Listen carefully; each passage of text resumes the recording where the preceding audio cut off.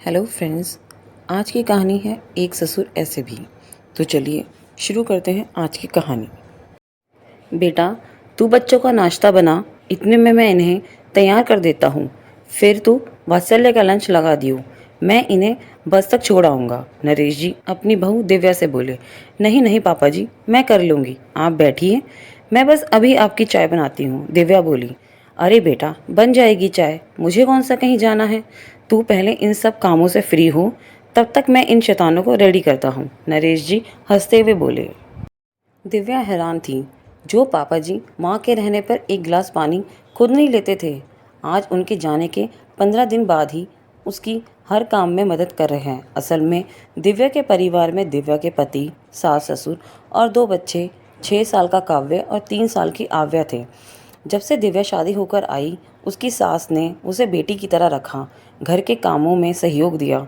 यूँ तो दिव्या के ससुर नरेश जी भी बहुत प्यार करते थे उसे, पर उसने कभी अपने ससुर को खुद से कोई काम करते नहीं देखा। अभी 15 दिन पहले दिव्या की सास का अचानक हृदय गति रुकने से देहांत हो गया था। तब बच्चों की छुट्टियां थीं और दिव्या के पति वात्सल्य ने अवकाश लिया था। आज सभी वापस जा रहे थे, क्योंकि वात्सल्य का ऑफिस दूर था तो उसे जल्दी निकलना पड़ता था, और नरेश जी रिटायर हो चुके थे तो घर में ही रहते थे। लाओ बेटा, बच्चों का दूध दो, नरेश जी बच्चों को तैयार करके बोले। बच्चों का दूध और टिफ़िन दे दिव्या वात्सल्य का खाना पैक करने लगी, साथ साथ उसका नाश्ता भी तैयार कर रही थी, और एक गैस पर चाय चढ़ा दी उसने।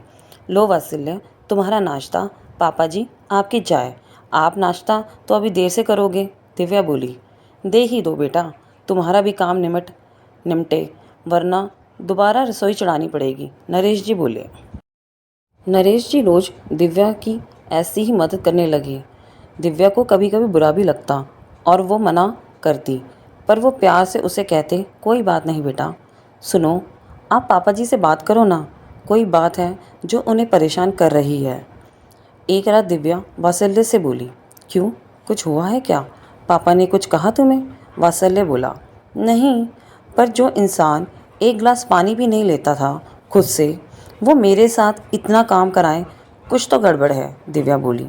अरे, तुम्हें कोई परेशानी हो तो तुम खुद पूछ लो, वात्सल्य बात टालता हुआ बोला। वात्सल्य तो सो गया, पर दिव्या को नींद नहीं आ रही थी। वह उठकर बाहर आई तो देखा पापा के कमरे की लाइट जल रही है। पापा, आप सोए नहीं अब तक? तबीयत तो ठीक है आपकी? दिव्या कमरे का दरवाज़ा खटखटा कर बोली। अरे दिव्या बेटा, अंदर आ जाओ, क्या बात है, तुम इस वक्त जाग रही हो? आओ बेटा बैठो, नरेश जी बोले। मुझे नींद सी नहीं आ रही थी तो सोचा थोड़ा टहल लूँ, पर आप क्यों जगे हैं? दिव्या बोली। बस ऐसे ही बेटा, मुझे भी नींद नहीं आ रही थी, नरेश जी बोले। पापा, आपसे एक बात पूछनी थी, दिव्या हिचकिचाते हुए बोली। हाँ बेटा बोलो, संकोच क्यों कर रही हो, नरेश जी बोले। पापा जी, मुझसे कोई गलती हुई है क्या? आप मुझसे नाराज़ हैं या मेरी कोई बात बुरी लगी है आपको? दिव्या बोली। नहीं तो बेटा, पर क्यों पूछ रही हो तुम ऐसा? नरेश जी हैरानी से बोले। पापा जी, इतने दिन से देख रही हूँ आप मेरी हर काम में मदद करते हैं, जबकि मम्मी जी के सामने आप एक गिलास पानी भी नहीं लेकर पीते थे। दिव्या सिर नीचा कर कर बोली। तो तुम्हें लगा मैं तुमसे नाराज़ हूँ?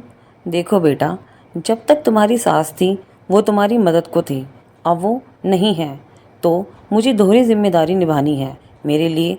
जैसे वत्सल्य वैसे तुम, जैसे मैं उसकी सुख सुविधाओं का ध्यान रखता हूँ, तुम्हारा रखना भी तो मेरा फ़र्ज़ है, नरेश जी प्यार से बोले। पापा जी, दिव्या की आंखों में आंसू भर केवल इतना ही बोली। हाँ बेटा, अब माँ और बाप दोनों की जिम्मेदारी मुझे उठानी है। तुम्हें सुबह इतने काम होते हैं, वात्सल्य भी मदद नहीं कर पाता है, तो मेरा फ़र्ज़ है कि मैं अपनी बेटी की थोड़ी मदद कर उसकी कुछ परेशानी तो हल कर सकूं। समझी बुद्धू, मैं नाराज़ नहीं हूँ तुमसे, नरेश जी प्यार से दिव्या के सिर पर हाथ फेरते बोले। दिव्या अपने ससुर के गले लग गई। आज उसे अपने ससुर में अपने मृत पिता नज़र आ रहे थे। सच में पिता पिता ही होता है, फिर चाहे ससुर के रूप में क्यों ना हो।